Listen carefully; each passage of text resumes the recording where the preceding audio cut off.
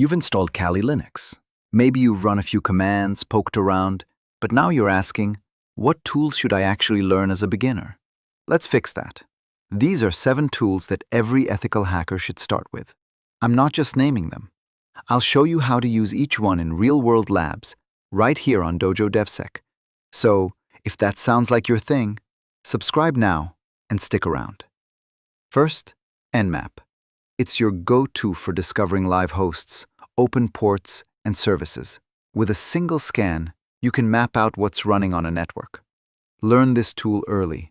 It's the foundation of network reconnaissance. Next, theHarvester. This one's for passive recon. It pulls emails, subdomains, and IPs from public sources. No contact with the target required. It's clean, fast, and surprisingly powerful. Then there's Wireshark. If you want to understand the flow of data, this is your window. Capture packets, inspect them. Learn what's really happening under the hood of your network. Number 4, Burp Suite Community Edition. This is how you break into web app security. Intercepting requests, modifying inputs, and digging into how sites actually work. I'll guide you through it from setup to exploits. Tool 5, Hydra. Want to test passwords against services like SSH or FTP? This is your brute force engine.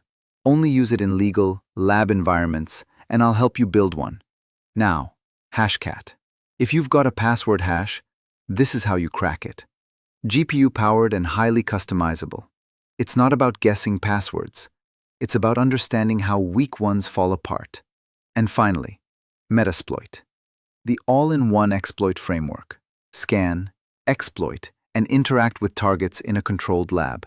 I'll walk you through your first shell, the right way. That's your toolkit. 7 tools, 1 goal, real skills.